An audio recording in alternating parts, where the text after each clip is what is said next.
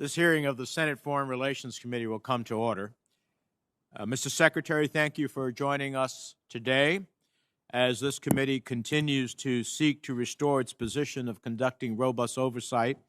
We greatly appreciate your willingness, like that of Secretary Blinken, to come before us for hearings, and that's refreshing. Let me also acknowledge that you and Secretary Blinken inherited a damaged and depleted State Department. As I documented in a committee report last year, Diplomacy in Crisis, the last administration's repeated assault on State Department personnel, management, and resources were, in my view, unconscionable and dangerous for long-term U.S. foreign policy interests. When you assumed your position, morale was at its lowest point in decades, confidence in leadership had decayed, key bureaus had been gutted.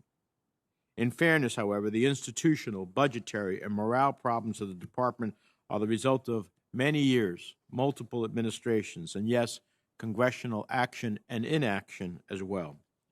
I think there is now broad and bipartisan consensus that we have reached a crisis point, and there is a bipartisan desire to address the core structural and resource issues that have too long plagued the department. With the department being led by people such as yourself, who have dedicated so much of their careers to government service, I have been hoping to see a necessary effort to undertake a systematic reform and modernization effort. So today I look forward to hearing specifics. What is your thinking about reforming and modernizing the department? Where do you see opportunities to ensure that resources are aligned with the department's missions? What are you doing to address the morale crisis and stem the loss of talented foreign service and civil service officers? As the administration continues to de-emphasize our military presence around the world, where is the necessary diplomatic counterweight? There are a number of other specific issues I hope you'll address today. First, I hope you'll address the state's role in the Afghanistan evacuation. There's no doubt that the department personnel performed heroically, but arguably, had the department been better positioned and structured to get ahead of some of the issues, particularly processing Afghan SIVs, P-1s, and P-2s, the heroism wouldn't have been necessary. Much like in the early days of the COVID pandemic, when tens of thousands of American citizens were stranded around the world, while State Department personnel ultimately performed Herculean tasks to launch a successful repatriation effort, it took weeks of heavy lifting and congressional pressure, and suggests the department needs to fundamentally alter institutional structures to deal with emergency contingencies, planning, and operations. I'd also like to hear your plans to address a longstanding priority of mine, significantly expanding diversity at the department, including long overdue improvements in recruitment and retention. Study after study has shown that a more diverse workforce leads to better decisions and outcomes for institutions. And it is essential for the State Department as an institution that represents our country to the world that we represent our values as a nation in celebrating all Americans. I'd also like to hear your thinking about how the United States can best position ourselves to counter China in the conduct of diplomacy around the globe. China now has more diplomats, more missions, more concerted public diplomacy, and more money for its diplomacy than we do. In parts of Africa and Latin America, we are being badly outlapped. And the holdup of confirming ambassadors by this body is certainly also hampering U.S. foreign policy objectives to be competitive with China. Relatedly, I also hope that you'll address staffing and resource shortages that hamper our diplomacy. For example, a recent State Department Inspector General report found that the Africa Bureau has faced persistent staffing shortages and that the department has not appropriately prioritized the Bureau's needs. Critical posts, such as our embassy in Niger, lacked a political and economic officer for months. And I look forward to hearing about the department's plans to create a new Bureau of Cyberspace and Digital Policy and a special envoy for critical and emerging technology. As you well know, we're facing a new era of international cooperation and competition on cyber and technology issues. Real systematic change in how the United States responds to digital innovation will require swift institutional adaptation, and I believe these new structures are the right first steps. Finally, I'd like to hear from you on the department's response to the so-called anomalous health incidents, or what some of us call Havana syndrome. For years, the department did not take this seriously, stigmatizing those who reported incidents and failed to get those affected prompt treatment. I appreciate that you and the Secretary have prioritized this issue, and I know you're committed to protecting our personnel, but the department's response continues to fall short of what we owe our personnel and their families, and we look forward to hearing specifics. It's a broad agenda, but that's the nature of the undertaking that you have. With that, Mr. Secretary, let me turn things over to the ranking member for his statement. Well, thank you, Mr. Chairman, and thank you, Secretary McEwen, for being here today. It's been nearly 20 years since Congress passed an authorization for the State Department. Over that time, the department's need for reform of its operations and management has grown enormously. As such, I've spent the past 2.5 years working with the chairman on a much-needed State Department authorization bill, partly on my watch and partly on his watch. We have not been successful to date, obviously. If we want to exercise full oversight of the State Department, which is the charge of this committee, we must regularly and consistently authorize the State Department. If we don't, we will get more of the same, with the State Department choosing when and how it will listen to this committee. As the chairman knows, and I experienced during last Congress, getting the State Department to do the basics, provide witnesses for hearings, feedback on legislation, and updates before issues hit the news is extremely difficult without authorizing bills. I look forward to working with the chairman and you, Mr. McEwen, on getting a State Department authorization across the finish line this Congress. Since today's hearing is also about the state of the State Department, we must address the department's role in the hazardous withdrawal from Afghanistan. Despite the administration's efforts to put Afghanistan in the rearview mirror, it remains a pressing national security concern for the Senate and for the American people. It's been over a month since Secretary Blinken appeared before this committee, and we have yet to receive the Secretary's responses to our questions for the record that were propounded at that time. This is an unacceptable delay, and we expect better responsiveness from the department, which they've always promised but have never executed on. On the issue of continued evacuations, in September, Secretary Blinken assured us that there were just 100 Americans remaining in Afghanistan that wished to depart. 100. Just last week, however, the team responsible for continued evacuations of Americans told us that they were working on over 170 Americans who wished to depart from more than 360 Americans who remain there. And the list is growing. I want to make note and ask us to enter into the record aggregate data my staff has collected from 25 Senate offices about the botched evacuations. It should be noted that this is a snapshot of just 1/4 of the Senate's work to get people out. We know that 16,688 cases were referred to the State Department during and immediately after the NEO. We only know of 110 individuals of the 16,000 who were successfully evacuated out of Afghanistan to the U.S. or to a third country. I've been working on one flight with several U.S. citizens and with over 100 minors on that flight. I'm also curious about the state of Embassy Kabul's workforce, particularly the fate of our locally employed staff. We owe a great debt to the Afghans who assisted our diplomatic efforts in Afghanistan for 20 years, and it's shameful that they were not all evacuated before the administration's arbitrary withdrawal. I look forward to hearing more details on establishing predictable mechanisms for the continued departure of Americans and the Afghans who assisted us in our mission there. Last Thursday, along with Armed Services Committee Ranking Member Inhofe and Homeland Security Ranking Member Portman, sent a letter to the Inspectors General of State, DOD, DHS, and USAID requesting a joint audit on the botched evacuation and the failure to deliver on the Special Immigrant Visa Program. As I mentioned at Secretary Blinken's hearing, the Department of Defense has a lot to answer for on SIVs as well. The bungled Afghanistan evacuation was a failure not only of the interagency, but also of leadership at the top. We will not accept separate audits from each agency just pointing fingers at the others.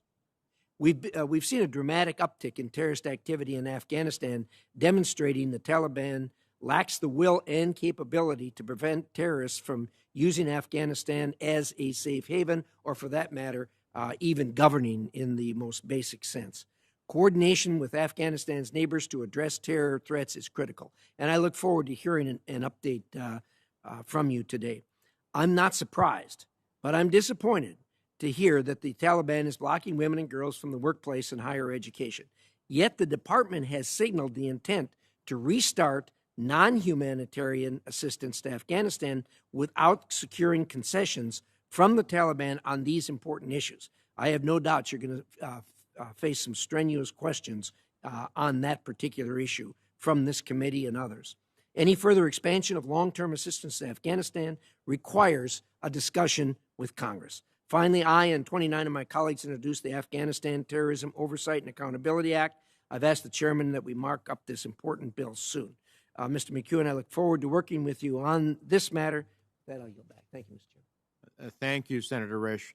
With that, Mr. Secretary, the floor is yours. We'd ask you to summarize your statement in 5 minutes or so, and your full statement will be included in the record without objection. Mr. Secretary. Thank you very much, Mr. Chairman, Ranking Member Risch, members of the committee. I appreciate you having me here today. This is the first time I've appeared before you since I was confirmed in March, so I'm happy to be back here to report on many of the issues that you've raised in your opening statements. I know there is significant support on this committee for the department's mission and its personnel, and I welcome the discussion of our authorization priorities and your priorities, and hope to build on the work that you have started. I first want to take a moment to recognize the State Department's remarkable public servants. It would be hard to overstate the unique challenges faced by our global workforce, especially during a lengthy global pandemic. Their resilience embodies the truest spirit of public service. I also want to speak to the department's work since I came before you in March, including the steps taken to address some of the issues that you raised then. In May, the President submitted his budget request for fiscal year 2022. He requested a 10% increase for the State Department and USAID, which included the largest personnel increase for the State Department in a decade. It's a budget that reflects the importance of investing in our people and our technology, and we appreciate the support for these priorities in the Congress to date. President Biden has been clear from his first day in office about his commitment to put diplomacy at the center of our foreign policy. The President's first visit to a major cabinet department was to the State Department, an intentional signal of the importance. It's on, yeah. The importance he places on diplomacy. Secretary Blinken is equally committed to this objective. Today at the Foreign Service Institute, later this morning, the Secretary will publicly outline the Department's modernization agenda, which has 5 pillars, and I believe he came to speak to you, Mr. Chairman, and Senator Risch yesterday about some of these issues. First, building the Department's capacity and expertise in areas critical to our national security, including cyber and emerging tech, climate, and global health. Second, elevating new voices and fostering a climate of initiative and innovation within the Department. Third, we're determined to compete for talent and to build and retain a diverse, dynamic, and entrepreneurial workforce. The Secretary has appointed the Department's first ever Chief Diversity and Inclusion Officer. We are addressing a number of issues that make it challenging for officers to serve, from family member employment to assignment restrictions to the challenges that LGBTQ+ and employees of color face serving overseas. Fourth, we are working to modernize our technology, our communications, and our analytical capabilities. The final pillar focuses on our overseas engagement to ensure that our diplomats can conduct in-person diplomacy that's essential to advancing foreign policy goals. This gets at the issue of risk management. Pursuant to the President's National Security Memorandum 3, which he issued in February, an initiative that he undertook to revitalize our nation's foreign policy and the national security workforce, we've already taken steps to make systemic improvements in the way we recruit and retain employees. On recruitment, we've established a volunteer recruiter corps with 500 foreign and civil service employees who will assist our efforts to recruit a diverse workforce. We've also requested funds and authorization for a paid student internship program. On retention, we've broadened access to childcare, we're enhancing telework opportunities, We're expanding eligibility for the student loan repayment program, and we are reviewing our performance management systems. On advancing diversity, equity, inclusion, and accessibility, we launched the department's first DEIA Leadership Council, and as noted, the first Chief Diversity Officer. We've also sought to advance diversity in our senior appointments. There's a lot of other work going on that I can speak to during the Q&A. We've made considerable progress, but there's a lot of work ahead. We have reduced the lengthy hiring timeline and made security clearance processing more efficient, but we need to do better. Our passport processing during the peak summer travel season was inadequate. I'm not going to try to gloss over it. We've surged resources in recent months that have measurably reduced waiting times. Finally, I just want to thank the committee for the large number of nominees, over 40, who've had their hearings in the last 2 months. But we still have 80 nominees pending before the Senate, many of them on the executive calendar. As I understand it, most of the confirmations are delayed due to unrelated policy disagreements. The development and execution of our national security policy depends on having senior leaders in place in our embassies and in Washington. In the first 9 months of the Biden-Harris administration, only 5 ambassadors to countries have been confirmed, just 4 of them yesterday. Our security and interests are substantially undermined because so many of our senior leadership roles are not occupied by Senate-confirmed officials. While we can do more as an administration to improve our part of the process, the level of delay and obstruction we have faced is unprecedented, and I speak with knowledge of working here for 20 years. I urge the Senate to act on these nominations with all haste. With that, I'm looking forward to your questions, sir. All right. We'll start a round of 5-minute questions. So I heard what you say in broad outlines, but what would be your top 3 priorities for assuring that the department has the organization, the tools, and the resources it needs to meet its mission? Well, the first priority, sir, is getting adequate funding, and as I said, we're very appreciative of where we stand in the appropriations process to date, Senator Coons being the new chairman of the subcommittee on appropriations. Second, investing in our workforce to try to build a workforce to face the challenges of the next several decades at a strategic level, but also, as I mentioned, retention is a real concern. I mean, our attrition numbers are not as high as you might think, but anecdotally and in some surveys, there's suggestion that a significant number of employees are thinking about leaving. So that's the canary in the coal mine that we have to worry about, and so we have to address a lot of the pain points that make it hard to serve and that undermine morale. And so we won't hit a lot of home runs, but we're trying to hit a lot of singles that add up to something to make their lives better. And then within the organization, we need to empower people because it's a big organization with a global workforce.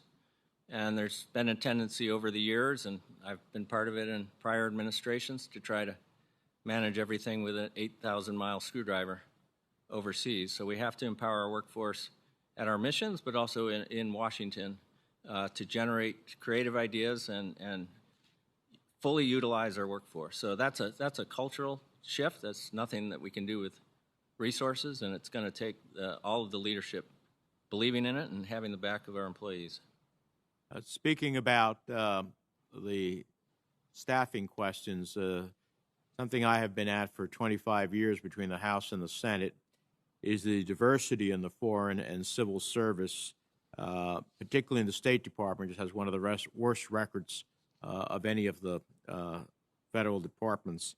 It's not only one of the best ways of representing the United States and our values abroad, it's also, I believe, a national security imperative. So how are you working to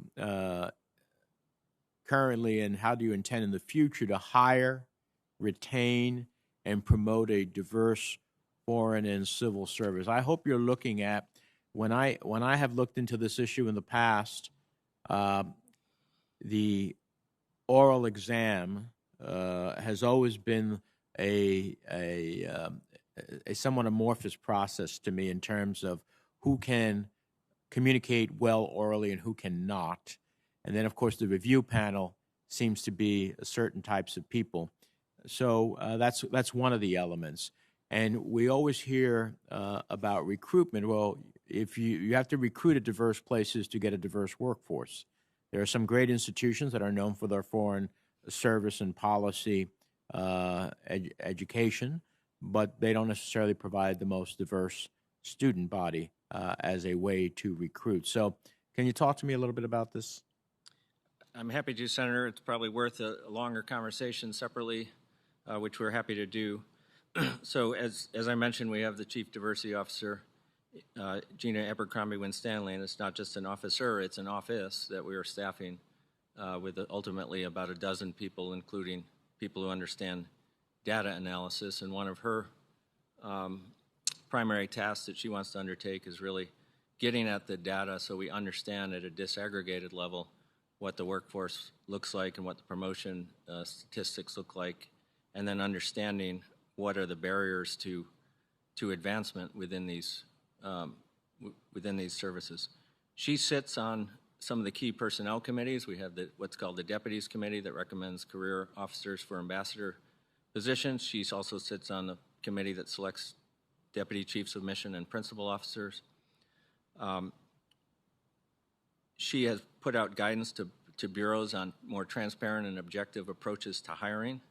She's putting together a broad diversity and inclusion strategic plan. Across the department, every bureau now typically has somebody who's assigned to this task, and we've got a department-wide diversity council that the secretary chairs. On the recruitment issue, I have to tell you, I just looked at the statistics of people who are taking the exam, and it's not a very good picture. Both the gender parity is not there. The ratio between men and women taking the exam is 2 to 1. And underrepresented communities are not signing up to take the exam. Our Human Resources Bureau has done some analysis on both why women aren't signing up to take the test and why African Americans in particular are not doing very well on the test. And so that will guide our thinking on how we try to strengthen our recruitment. One of our programs for diversifying the pipeline, the Wrangell and Pickering Fellowships, are really critical, and we've increased those by 50%, and we'll sustain that. But there's a lot of different things we need to work on, and we can't flip a switch and improve it, but we know that if we leave in a few years, the Secretary and I, and we have not made material progress, we will have failed. So. Well, I appreciate all the statistical information, and for 25 years I've been accruing statistical information and making the case that we are not having a diverse workforce. And that information, I think, is very well situated already to know what the reality is. The question becomes, as I said to the Secretary yesterday, change starts at the top. And if the top, and you as the Secretary in charge of management, if you make it clear to all of those underneath you that part of their performance review is how well they've worked to bring people, diverse group of individuals into their respective departments, then that message will get out there. So I hope that the leadership is pursuing a very clear message of how we are going to make judgments about, in part, about how promotions and other opportunities exist, because but for that, we will talk, as we have for 25 years, about the statistics, and we'll be at the same place. So this is not new to this. This is not an issue of this administration, but it is an ongoing issue, and I would hope that this is the administration that begins to create change at the end of the day. So if I know you're over time, sir, if I could say a couple things on this. One, the Foreign Service promotion system guides promotion with something they call the promotion precepts. And those get revised every few years, and we're working on the revision right now. It's a significant change in the way that we do it, and we're looking at a specific precept on diversity and inclusion, which would be, I think, a game changer. Well, we look forward to working with you on this. Let me turn to Senator Risch. We'll have a further discussion. Thank you. Well, thank you, Mr. Chairman. Mr. McEwen, one of the things that's really troubling to us is we understand that the State Department's indicated, perhaps decided already, that they're going to restart non-humanitarian assistance to the Afghans. Now, set aside humanitarian assistance, we're already seeing a lot of pictures of starvation and what have you, and they say the winter is going to be particularly bad. But I want to talk about non-humanitarian assistance. What are we talking about here? What's the State Department doing? What do you plan to do? So, Senator Risch, we've done a review within the department and with USAID on all of our assistance programs that were in the pipeline with Afghanistan, and created what we call a stoplight chart, category of green, category of yellow, and category of red. The red being bilateral programs directly with the Afghan government that we're not able to continue. The yellow ones we're taking a look at for further review, but none have been approved to move forward. And then the green are programs that are in several respects similar to humanitarian assistance. Some of the things, and we can get you a longer list, but the notes Give us some examples of that. Yeah. Sheltering vulnerable women, basic education, water and sanitation, health. They're humanitarian-like, but they've been considered in the economic assistance basket, if you will, in our categorization. Well, one of the things, of course, we always concerned about when dealing with countries like Afghanistan, how is this money going to be handled? If this gets in the hands of the Taliban, I've got serious reservations whether it's going to go to taking care of women and girls to go to school and that sort of thing, since we're hearing lots of stories about them shutting down schools and stopping women from the workforce, removing women judges from their positions. What are you doing about this? How are you handling this?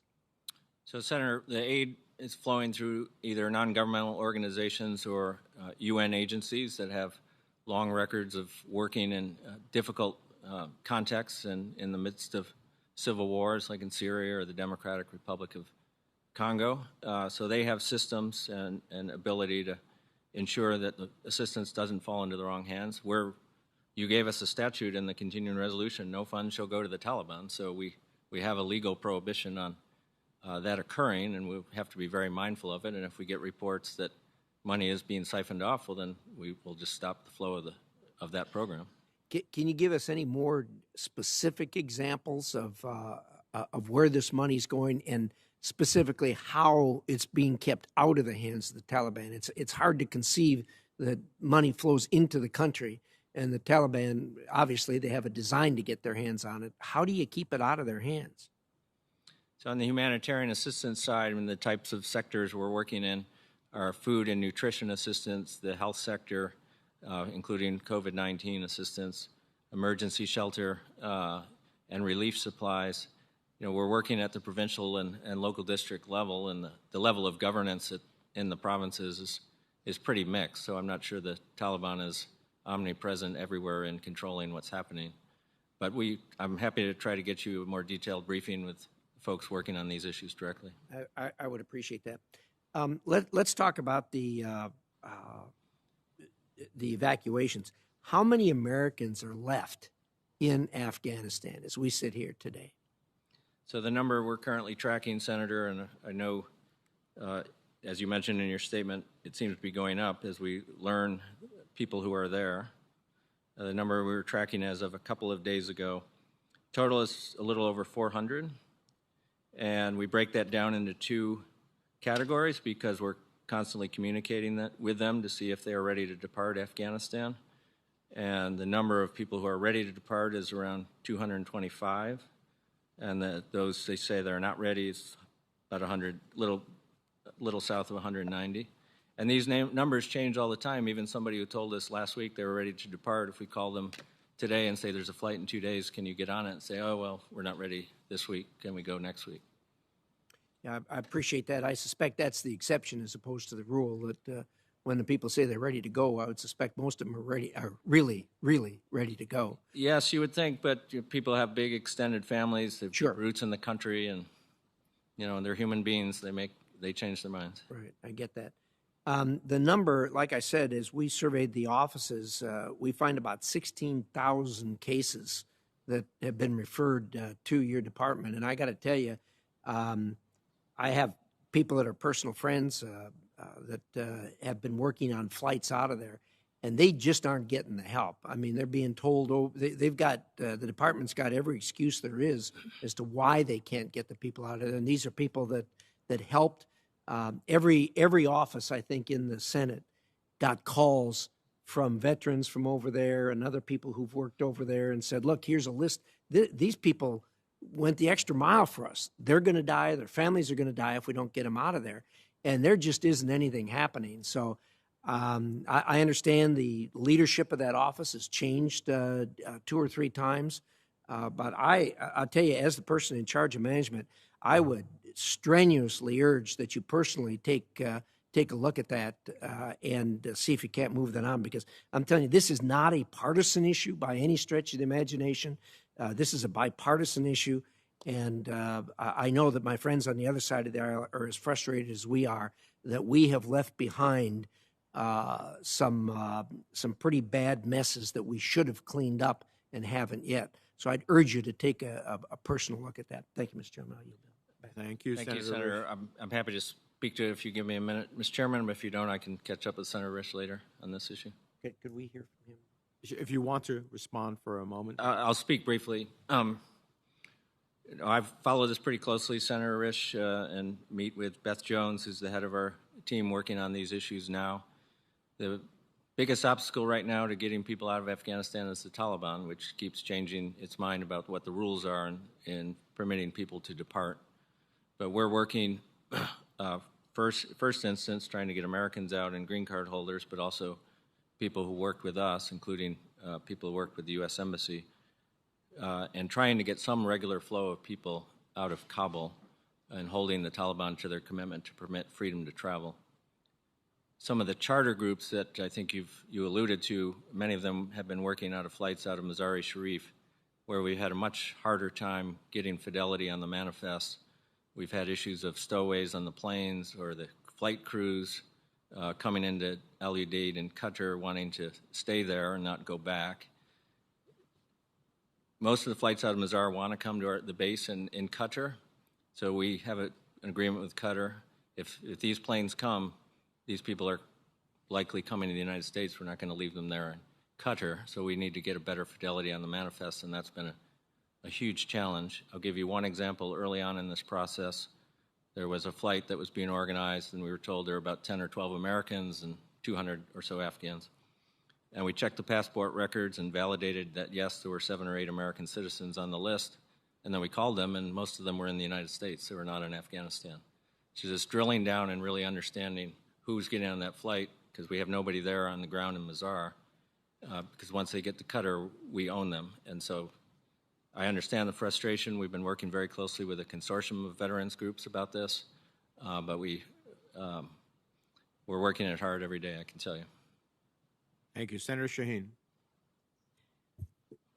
Thank you, Deputy Secretary McKeon, for being here this morning and for your willingness to respond to our questions. I know you have offered to sit down with me on the Havana syndrome attacks, also known as anomalous health incidents, but I would be remiss if I didn't raise some of my concerns today at this hearing, because I continue to be disappointed by the State Department's response, even though I've heard from both you and Secretary Blinken that you are committed to ensuring that people who have been affected get the medical care they need. But what I'm still hearing from victims is that is not happening always. And so there's clearly a disconnect between what's happening at the top levels of the State Department and how people are being treated in some cases. So let me ask you a couple of questions. First of all, Ambassador Spratlin, who was designated at the department to be the point person on this, left in September. I think it's been about 40 days since she's been gone, and the secretary said that he was committed to ensuring that someone would replace her. So do you have any sense of when that is going to happen?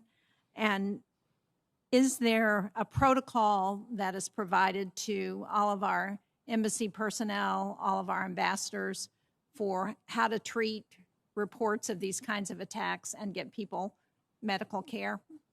Yeah, thank you, Senator. On Ambassador Spratland, she performed great service, and we were sorry to see her go. I expect the Secretary to make an announcement about a replacement in the next day or two.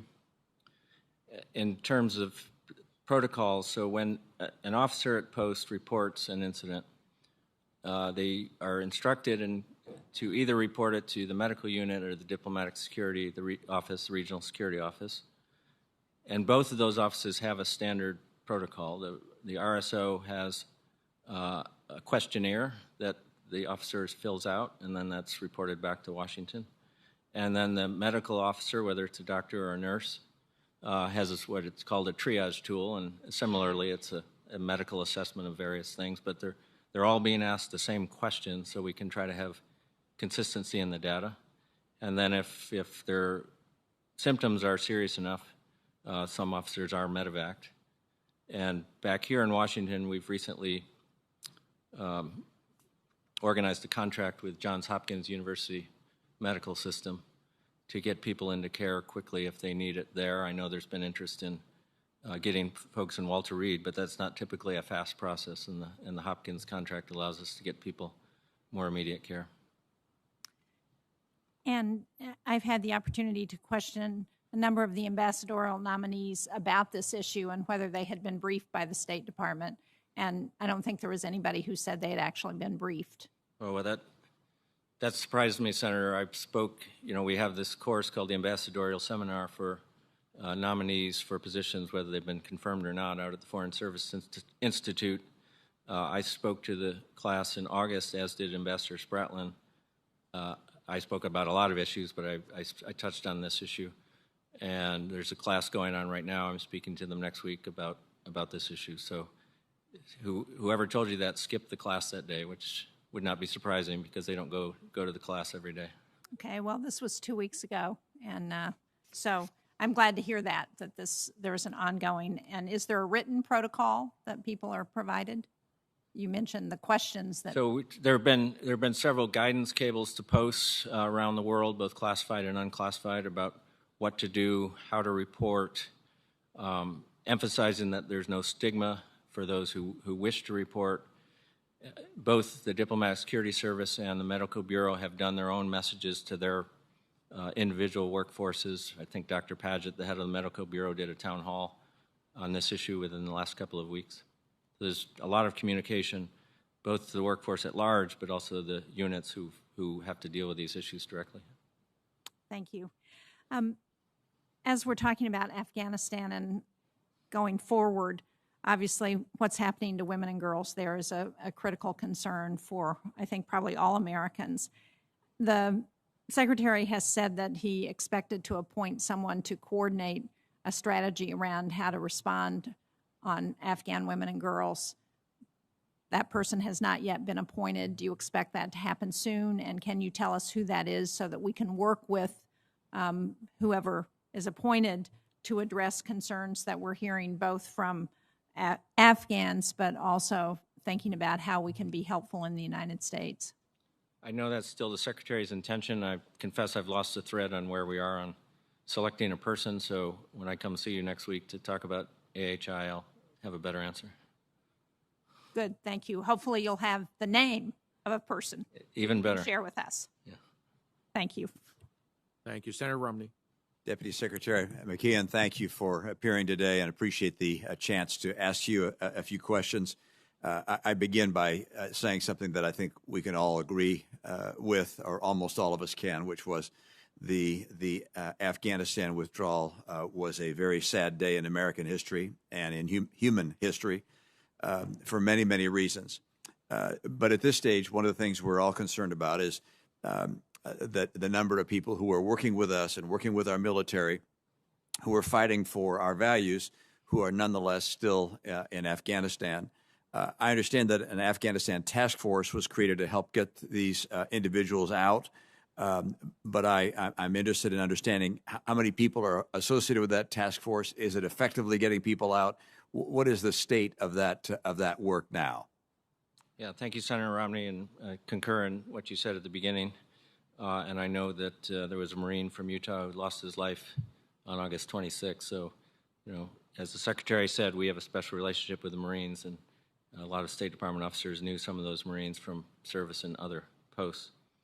So we have a task force that's led by a former Ambassador Beth Jones that's looking across the continuum of how we're trying to get people out, which is how are we helping to facilitate travel out of Afghanistan at what we call the transit points or lily pads and at military bases now in the Middle East primarily, and then bringing them to the United States for resettlement activities. There's been some turnover in the task force as people have gone back to their jobs, and then we issued a new call for recruits. Recently, we put out a department-wide call for people to come work on the task force, and 140 or so people raised their hands. But I'll have to get to the precise number of people working on it in the department. There are also people working out at the military bases on the resettlement work and at the bases in the Middle East who are either state or USAID people. The first priority right now, as I said, is American citizens and green card holders, but we're also working to evacuate Afghans at risk and other people closely associated with the United States government. There's a number of applicants for the Special Immigrant Visa Program who already have a visa. They were issued a visa back in August, or we've given them what we call an electronic visa. So we're also working to try to arrange flights for them. Deputy Secretary, I would just note that, at least speaking for myself, if there's need for additional resources, financial resources to provide additional personnel to speed this process, I would, for one, be very anxious to provide that support. I think we have a moral responsibility, an American commitment to help those who helped us and leave no one behind, not just our own citizens, but others who fought alongside us. Yeah, on a very different area, many of us have a great deal of concern about what China's ambitions might be with regards to Taiwan. One, because of the people there who've enjoyed a freedom from the heavy hand of the Communist Chinese Party, but also for our own interests, particularly given the fact, for instance, that the great majority of the world's semiconductors are manufactured in Taiwan, and this would be an attractive get for the Chinese Communist Party.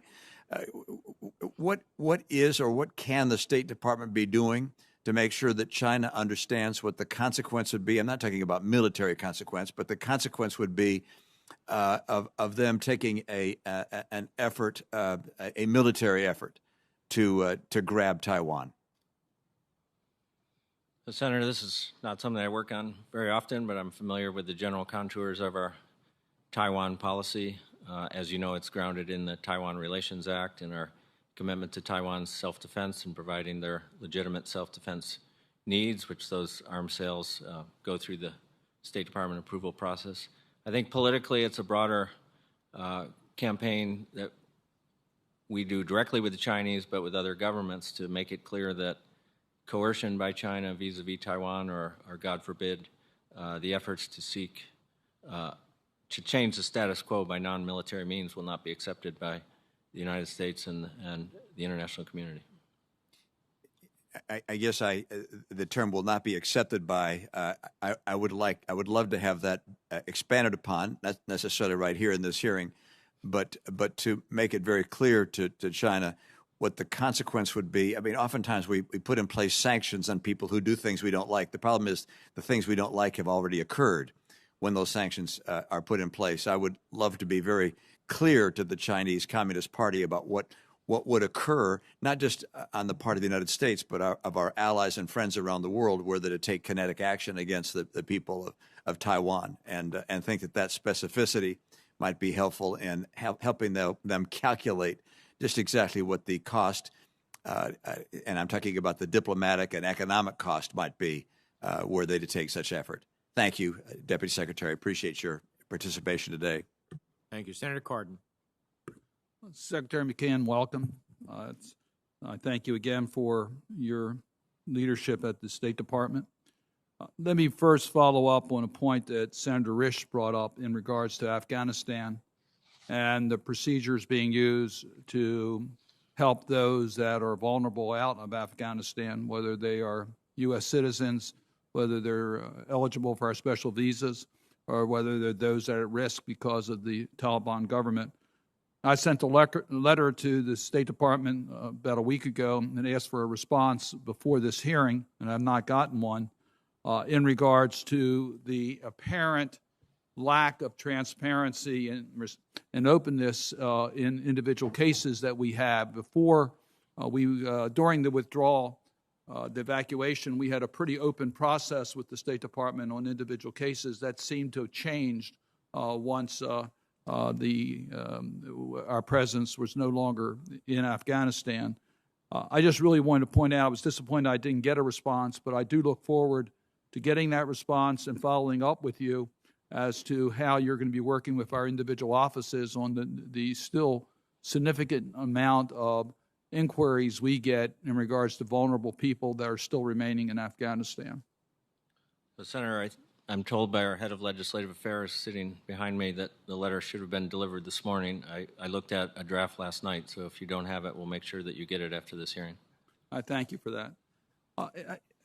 First, I really am very supportive of the announcements being made today, the 5 areas that you mentioned for significant reform within the State Department. I agree with Chairman Menendez's initial statements of how over a long period of time we've seen a decline of the support for our Foreign Service officers and our diplomacy mission.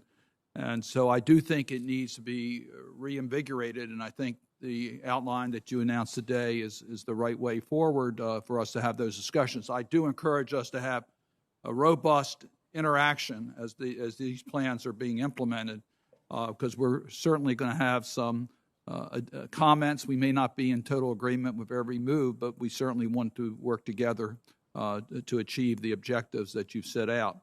So let me mention an area that gives me great concern, and that is we've seen in regards to the training of our diplomatic service, foreign service people, that we've cut back pretty dramatically in their ability to get the type of training necessary to carry out those missions. We've also seen a decline within the mission's capacity to deal with the core values that make America the strong nation it is, in promoting democratic institutions and advancing human rights and dealing with anti-corruption measures in country. We just don't have the capacity within our missions to carry this out, and we don't have the trained Foreign Service officers in order to advance these core mission objectives. So we in Congress are looking at following President Biden's leadership to advance these values, but we need to have in country the capacity to deliver on that. So will you just share with us the priorities of making sure that we have the training resources available for our Foreign Service officers, as well as the capacity in mission to deal with advancing these values? Yeah, thank you, Senator Cardin. On the first issue, and it's mentioned in my longer statement. For the record, I don't think I hit it on the oral statement. We're trying to build in what Secretary Powell first had a vision for, which is a training float that is a sufficient number of people in the workforce so that people can go off and get training, and we don't lose our capability at missions and in Washington. We have a training float now to some degree because people go take language training for 6 to 12 months, but we need to build in a bigger cadre of people so that we can have that training and professional development float so people can go on interagency rotations or even go outside the government for a rotation. So in the 22 budget, we've asked for 500 new positions. We've been ambitious in our submission to OMB for the 23 budget to try to continue to build on that, but obviously that's a decision that would still need to be made. Then with regard to democracy and human rights and the core values the President has embraced as central to his foreign policy, there's broad guidance to our missions and our workforce about how to speak to these issues and amplify them. The President's hosting a summit for democracy later this year, which will be the first of a couple. In terms of the training for these officers to carry these messages, I'll have to get back to you on exactly what we do at the Foreign Service Institute. I know there are some courses on human rights, but I'm not familiar with all the details. I would just underscore the summit. We all support the summit being held and the President's leadership on that. there'll be countries participating in this summit that have challenges in regards to current trends on democracy. I hope that we're very direct in our messaging about the importance of not backsliding on democratic principles. And then lastly, Mr. Chairman, I would just want to support your comments in regards to diversity, and I would hope that the State Department would work with us, keep us informed as to the strategies they're using in order to make sure that our State Department workforce represents our country and the diversity of our country. Thank you. I understand Senator Young is with us virtually.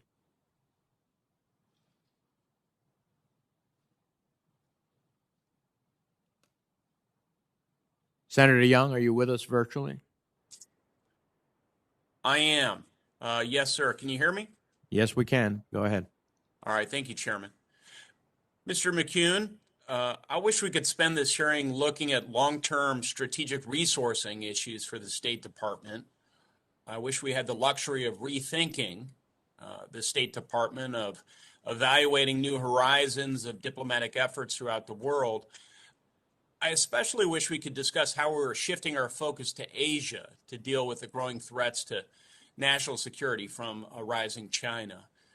Instead, we must first attend to this administration's suboptimal withdrawal from Afghanistan, its careless failure to treat allies with respect, to its self-inflicted wounds that have sapped our nation of vital resources at a critical time in our nation's history.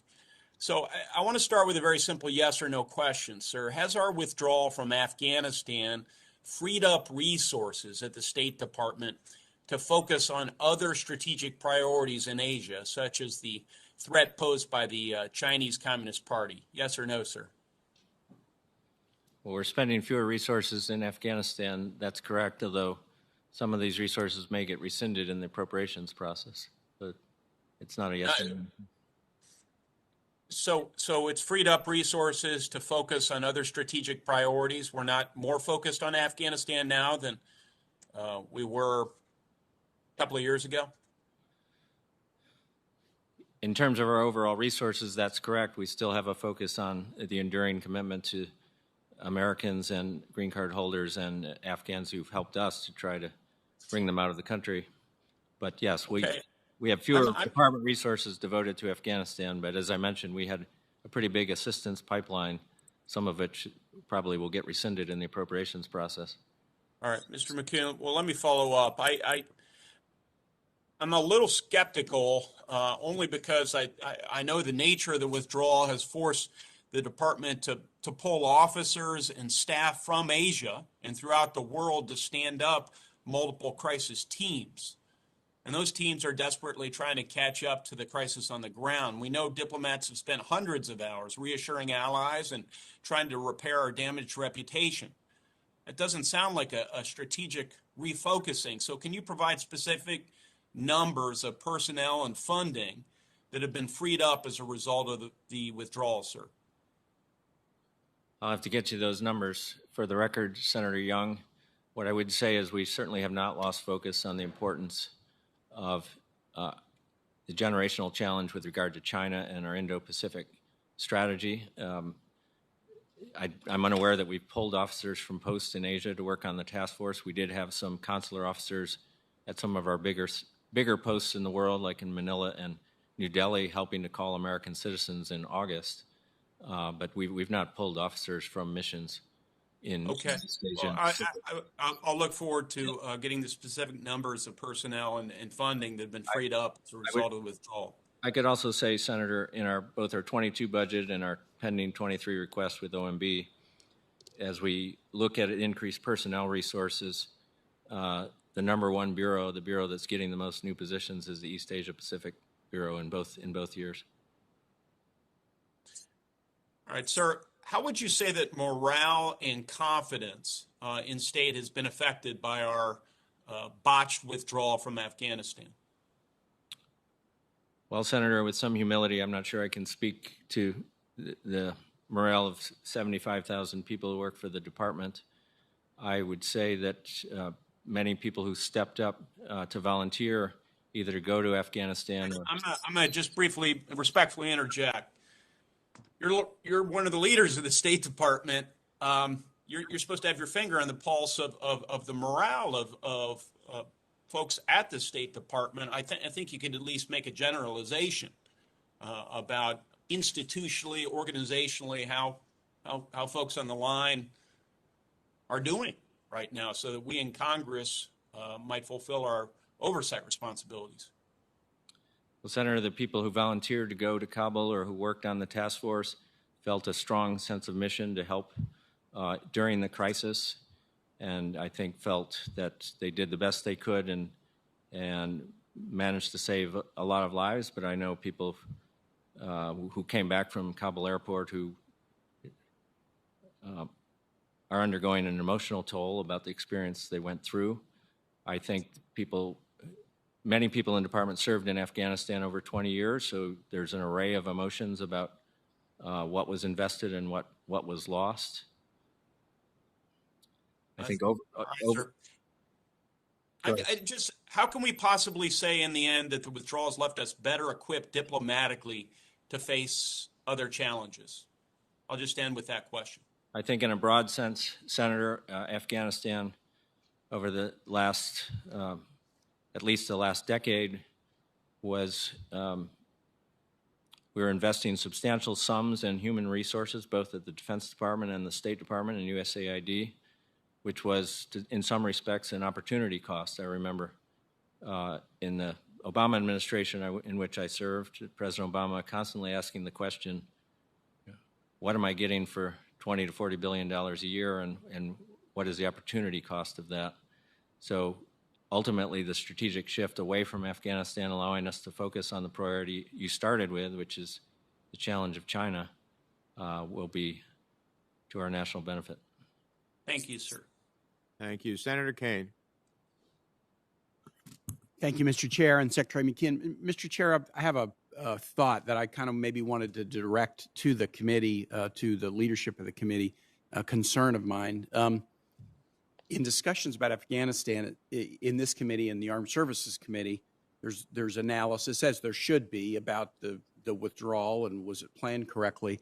But I've not yet in any of my committees, and I'm not aware of it really happening in the Senate, of significant discussions in committee hearings about maybe the most pressing issue with respect to the Afghanistan withdrawal. We have brought tens of thousands of Afghans safely into the United States. They're in New Jersey, they're in Virginia, they're in New Mexico, they are in Indiana, they're in Wisconsin. I have visited two of the sites in Virginia. Quantico has about 5,000 Afghans on its base right now. Fort Lee has about 2,000. Fort Pickett has about 10,000. And I actually think the biggest marker of the success or failure of the Afghan evacuation is going to be the work that we do as a nation to help these families transition into being successful parts of American society. So my worry is I'm not hearing that as a focus of committee discussions. Some of the resettlement effort is owned by the State Department. The DHS is now the lead agency on the effort. Most of the Afghans who are not SIVs, they're in a humanitarian parole situation that will need some adjustment at the end of a 2-year period, and that would likely go through the Judiciary Committee. There's tremendous needs of the resettlement agencies. Those would likely be handled via appropriations. But I'm kind of wondering, from a Senate oversight of this critical mission going forward, I'd love it if this committee might have a hearing about the resettlement effort looking forward and what we're going to do for these families, or a number of the committees doing it together, because I think this is absolutely critical. When I went to Fort Lee at the end of August, right at the beginning of the evacuation, the plan at that time, and families were being told this, is that they might be on a military base for 10 days to 2 weeks. When I went to Quantico last Monday, a week ago, this past Monday, the families were being told they might be there for 3 to 4 weeks. There were 5,000 Afghans on that base. They were letting 50 depart that day, and I just did my math. Okay, 50 depart every day, that's 100 days. That's 3 or 4 months, not 3 or 4 weeks. It's all depending upon the resettlement agency's ability to find jobs and housing. Finding jobs in a tight labor market. I had a barbecue restaurant in Richmond call me the other day and say, I want to hire some Afghans because if I can't hire Afghans, I'm not able to hire anybody. There are some market conditions right now that could make a resettlement effort maybe easier than it would be at a time when the unemployment rate is high. But I'm just worried in the discussions about Afghanistan that we've had beginning in late August to now, I don't see a kind of organized discussion with a big spotlight on what do we need to do to successfully enable tens of thousands of Afghans to resettle and lead productive lives. And again, I don't know whether the Foreign Relations Committee is the right venue for that, or would it be HISCAC, or would it be Judiciary, or would it be, appropriations? But I'm feeling a compelling need that we should be about it because that work is going to be so tough. But the prospects of it being successful ultimately might be the most memorable thing about the end of the Afghan war. So I don't know if you have thoughts about that. I'm just kind of throwing it out there. I hope this committee might be able to take up this matter, maybe in tandem with other committees. Well, I thank the senator for his observations. I agree with you. We have 9,000 in New Jersey. I visited them at McGuire, Dix, Lakehurst. And the process, as I understand it, it doesn't seem to be the labor opportunities. That seems to be a real opportunity. As you point out, it's the housing element that seems to be a challenge across the country. But to the extent that the committee has jurisdiction, I'm happy to consider it. And to the extent that it exceeds our jurisdiction, we're happy to engage with other committees to see if we can have either a joint hearing or at least create attention to what we do moving forward. So I very much appreciate that. I have one question for you. I'm happy to speak to this briefly if you wish, Senator Kane, but I don't want to chew up your time. Well, yeah, let me just ask you one question. The State Department has a health incidents response task force looking at the Havana syndrome issues. The previous leader of that task force left on September 23rd, and as far as I know, State has not appointed a new person to lead that task force. If I'm correct about that, can you tell me that you will get a good director running that task force ASAP? As I told Senator Shaheen, the Secretary is expected to make an announcement about a new coordinator in the next day or two. Thank you, Mr. Chair. thank you. Senator Barrasso. Thank you very much, Mr. Chairman. So on August 19th, President Biden vowed that he would get every American out of Afghanistan before withdrawing U.S. forces. He stated, Americans understand we're going to try and get it done before August 31st. The President went on to say, and if there are American citizens left behind, we're going to stay until we get them out. This Saturday, I attended the funeral services and memorial service for the life of Riley McCullum, one of 13 of those soldiers. He was a U.S. Marine. 1,000 people turned out in Wyoming to honor his life, a life he gave at the airport in Kabul. I'm talking to you. Would you please pay attention? I'm listening, Senator. I'm looking at my notes on this very issue. And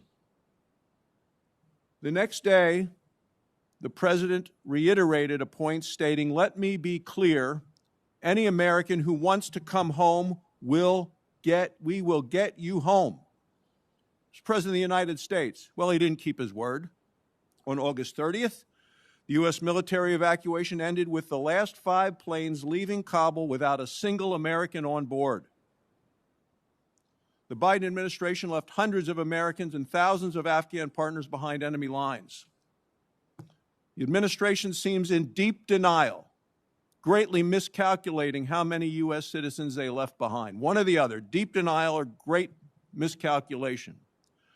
On September 13th, Secretary Blinken said there were fewer than 200 American citizens in Afghanistan who wanted to leave.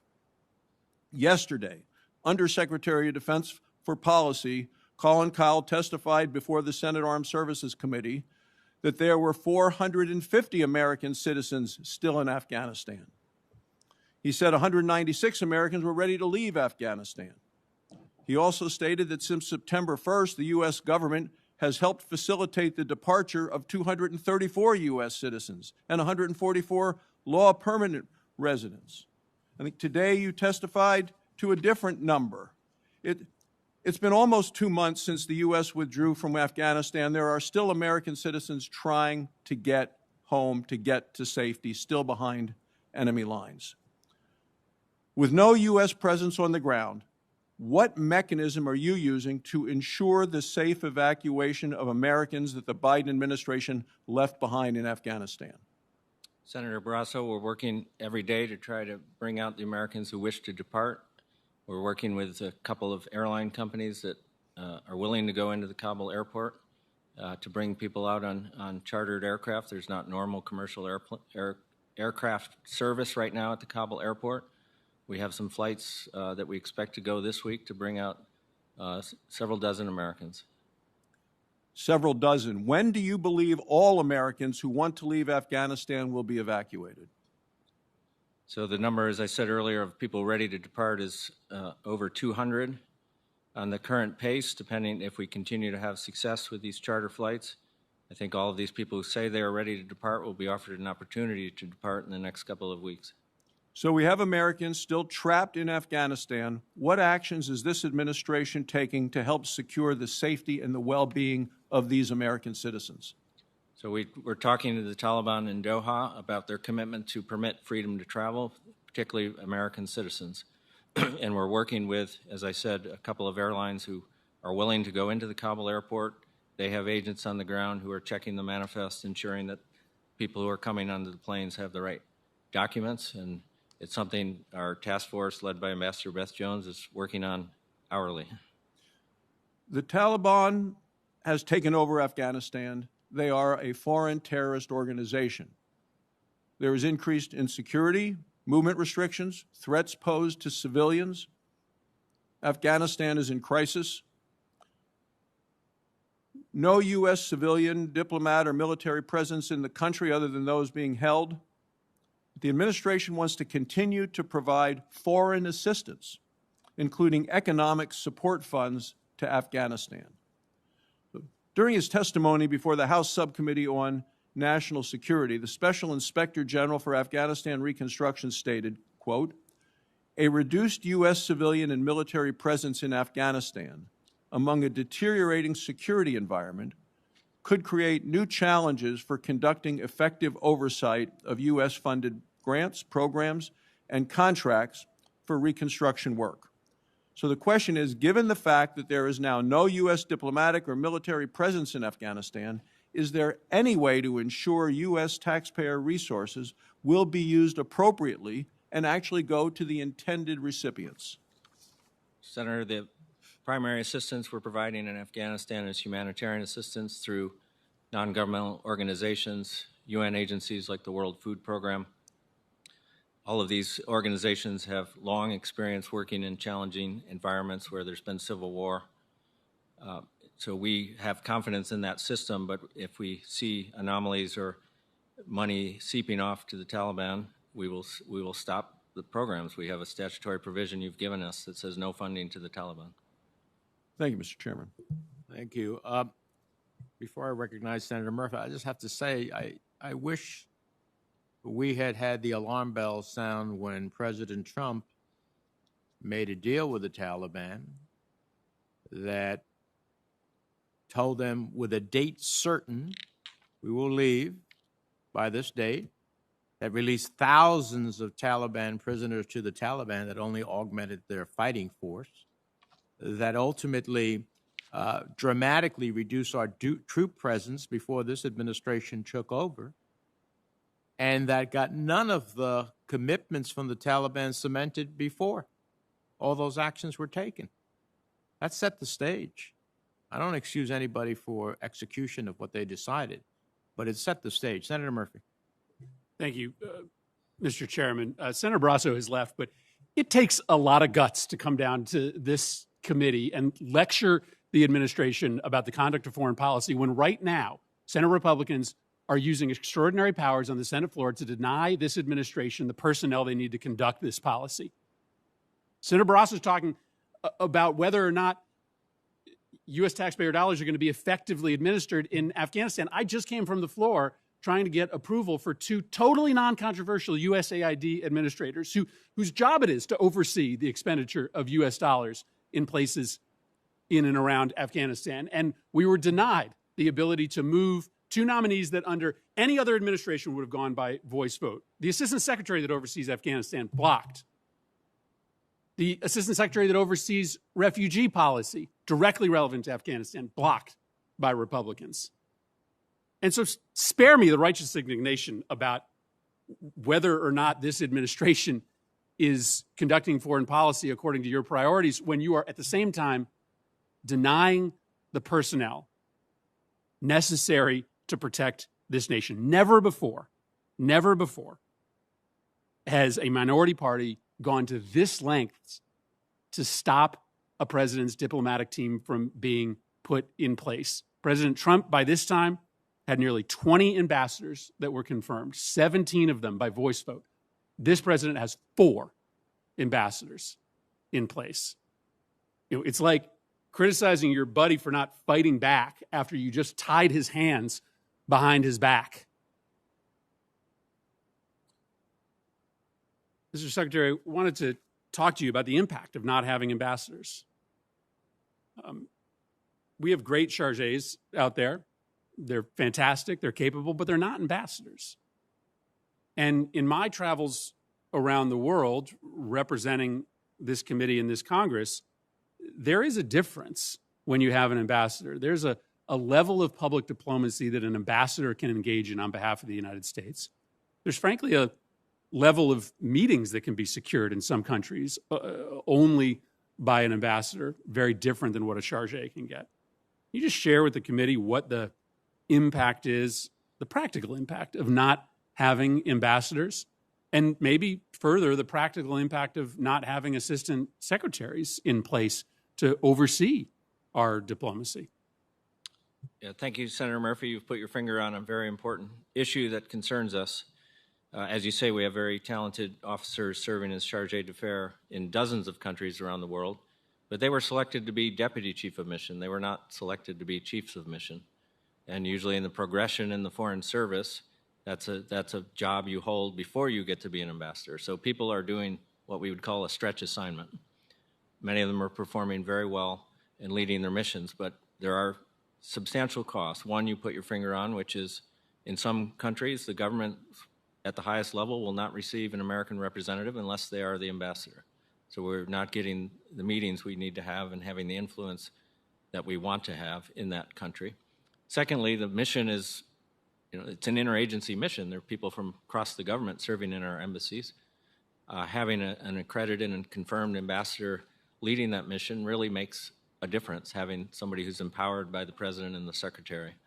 And then in Washington with assistant secretaries, they drive the policy innovation. We can't all do it from the 7th floor. And having Senate-confirmed people recommended by the secretary, chosen by the president, it makes a big difference. The acting people we had in place were terrific, but I think some of them, after the last 4 years, weren't used to being empowered, and not all of them always took the initiative. So having the folks that we have chosen in place has made a difference. I can see it already with some of the assistant secretaries who've come in the last few weeks.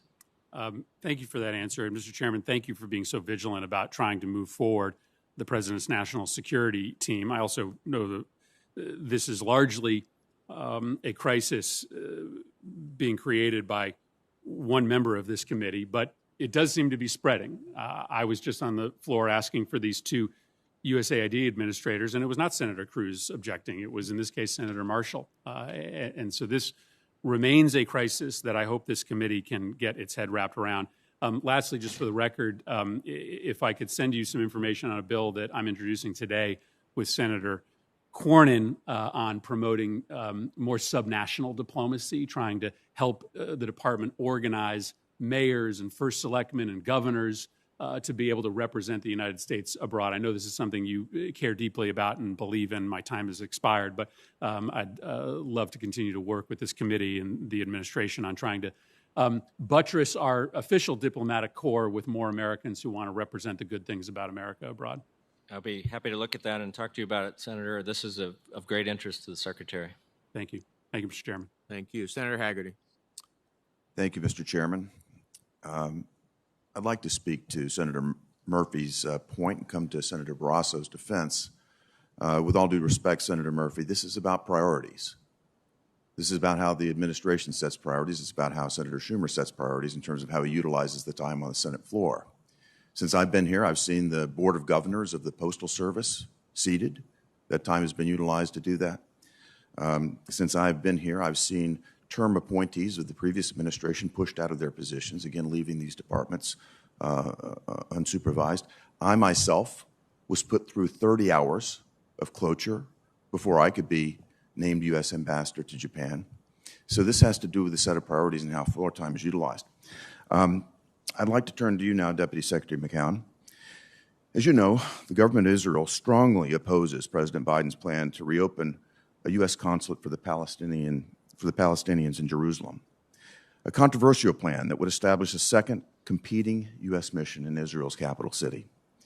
The Trump administration followed the law, namely the Jerusalem Embassy Act of 1995, by recognizing Jerusalem as Israel's eternal and undivided capital. That happened in 2017. And then by moving the U.S. Embassy from Tel Aviv to Jerusalem in 2018. The Trump administration also closed the U.S. consulate to the Palestinians and merged its functions into the U.S. Embassy's Palestinian Affairs Unit under the chief admissions authority of the U.S. ambassador to Israel. President Biden's proposal to open a second U.S. mission in Jerusalem would begin to reverse the recognition of Jerusalem, and it would divide Israel's eternal and undivided capital city. Yesterday, I led a group of 36 senators to introduce a bill that would protect America's full and faithful implementation of the Jerusalem Embassy Act of 1995. And it would ensure that there is only one U.S. mission, a U.S. embassy to Israel, that exists in Israel's capital city of Jerusalem. Deputy Secretary McCown, I just want to confirm something on the record. Is it your understanding that under U.S. and international law, the government of Israel would have to provide its affirmative consent before the United States could open or reopen the U.S. consulate to the Palestinians in Jerusalem? Or does the Biden administration believe it can move forward to establish a second U.S. mission in the Israel capital city of Jerusalem without the consent of the government of Israel? Senator, that's my understanding, that we need the consent of the host government to open any diplomatic facility. That's my understanding as well. Yet I don't understand that as the intention of this administration. So I appreciate you being on the record clarifying that that's a requirement. I know this isn't necessarily your decision. You'd be an implementer here. But the State Department should know that Congress has enacted laws that mandate that the United States should recognize Jerusalem as the eternal and undivided capital of Israel, and that it shall take all diplomatic steps to effectuate this recognition. Opening a second U.S. mission in Israel's capital city of Jerusalem will start to reverse this process. My next question, Deputy Secretary McCown. Briefly, Senator, there's no intention to move the U.S. Embassy from Jerusalem. I want to make certain that's the case. We voted 97-3 to make certain that that was the case. Deputy Secretary McCown, I want to focus on the bipartisan issue of modernizing the State Department for the 21st century. As a former diplomat, I'm personally committed to this issue. In July, Senator Cardin and I held a subcommittee hearing on this topic. And during that hearing, former Deputy Secretary Stephen Biegun said, and I quote, "Change is desperately, urgently needed if the department is to continue to serve the interest of the United States of America and the interest of the people in the employ of the Department of State." It's been 41 years since the Congress last passed legislation on this issue, and I believe it's now time for Congress to modernize the Foreign Service Act of 1980. I hope to work with Senator Cardin and the other members of the committee on this issue. Deputy Secretary McCown, do you agree with former Deputy Secretary Biegun that change is, quote, desperately and urgently needed at the State Department?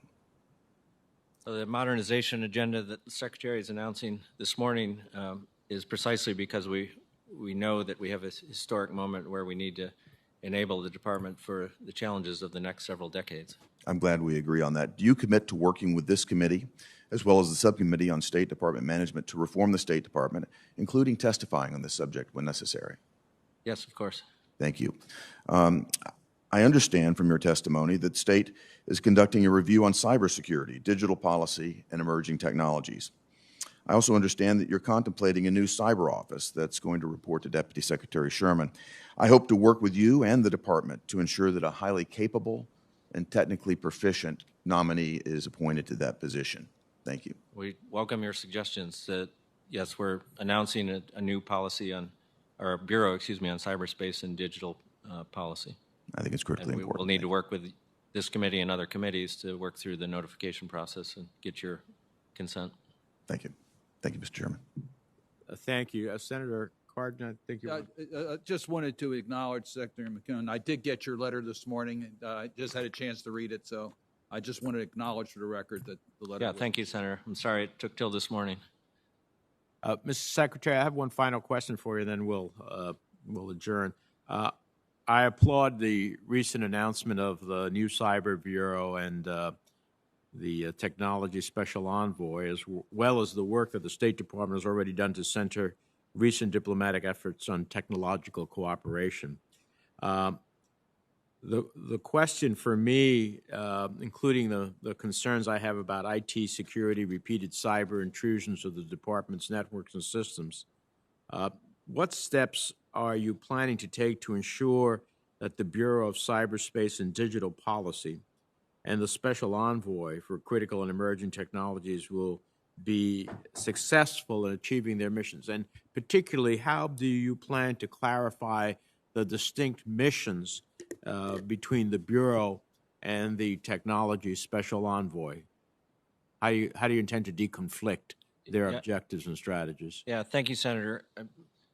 We think there's enough space for both because of the different work priorities that we expect them to undertake. The Cyber and Digital Policy Bureau will focus on international cybersecurity policy, digital freedom, international digital policy, working with the International Telecommunications Union, trusted telecom issues, and the like. The Special Envoy on critical and emerging technologies will focus in the first instance on issues like artificial intelligence, quantum computing, biotechnology, making sure that our engagement with both these sectors, the rest of the government, and technology partners is advanced and in the right place. So part of the reason to have both of these entities reporting to Deputy Secretary Sherman directly, at least for the first year, is to ensuring harmony in their missions and then not stepping all over each other. Well, we look forward to your continuing engagement with the committee as you create this reorganization and structure. But we applaud, this is an area we think is incredibly important. Senator Hagerty. Thank you, Mr. Chairman. I just want to echo the points that you're making and say that it's critically important that in these positions we get people with the right technical proficiency.